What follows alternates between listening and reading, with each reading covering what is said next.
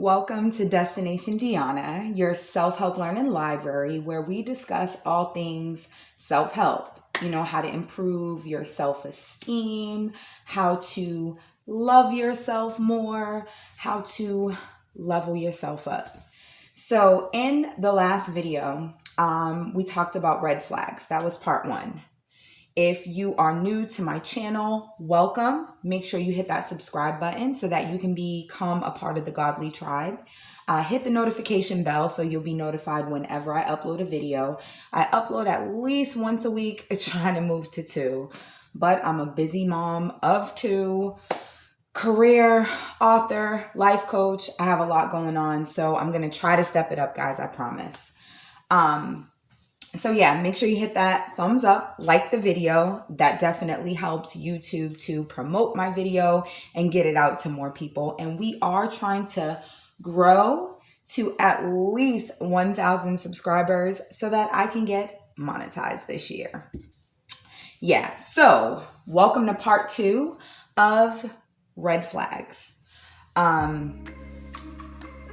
My statement and phrase that I want you guys to keep is the red flags you ignore in the beginning will be the same issues that end up ending the relationship or marriage. So it's really important to pay attention to the red flags in the beginning. I'm going to go ahead and link part 1 up there. Go ahead and take a look at that video so you'll be familiar with those. But now let's move on to the other red flags. Again, there's no order of importance because it depends on what's a red flag to you. What is more important to you? So, another red flag to look out for is if the person is not individually stable. Not individually stable can encompass a lot of things. Financially, they should have their own place to stay. They should be gainfully employed or have their own means of stable, consistent, legal money. They should be able to take care of themselves and stand on their own. Sorry guys, my locks. I need to do a lock update too. But yeah, this is almost 4 months. Looking a little rough. But anyway, they should be stable on their own, be able to take care of themselves. The reason why this is important is you don't want them to be a financial burden on you.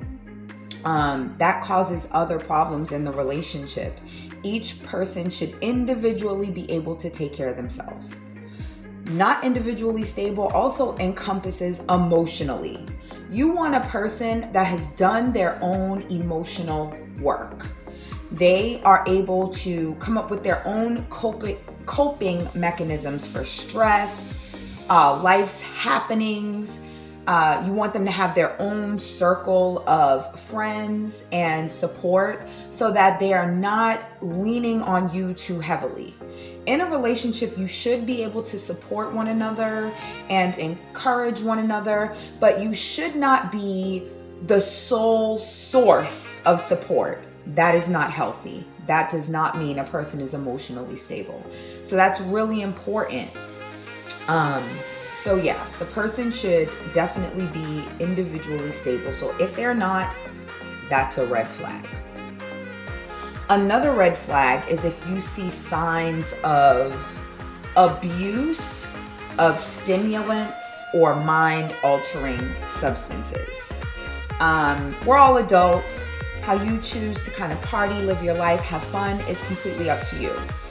My disclaimer is you want to be really aware of a person that abuses any sort of substance, or they rely on any sort of substance to cope with life, cope with stress, or they use those things to make themselves feel good.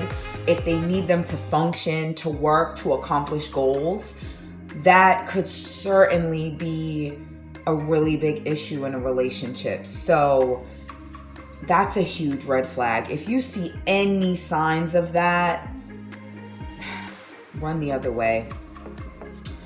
Another red flag is signs of possessiveness. I would say jealousy can be healthy as long as it's just, you know, a simple, like, I care, I'm interested, so I kind of want to know what's going on with you. That can be okay. You want to look for extreme cases of that. A person that's trying to control your whereabouts, control who you talk to, what you wear, what you do, where you work. If a person cannot accept you as you are and they are trying to control you or kind of make you do any particular thing, that is an extreme red flag. It's not cute. It is not a way to show that you care about a person. Let go of that toxicity. That's a huge red flag. It should send off warning signals to you. And my final, well, I won't say final, but final for this video is this red flag. I like to call this love bombing. This is when a person just gives too much too quickly. All of a sudden you're their world. They're using very strong language, love, very soon. They are trying so much to kind of make you a couple really fast, attach themselves to you, incorporate you into every part of their life. We call that love bombing. It's like they're just dropping the love on you.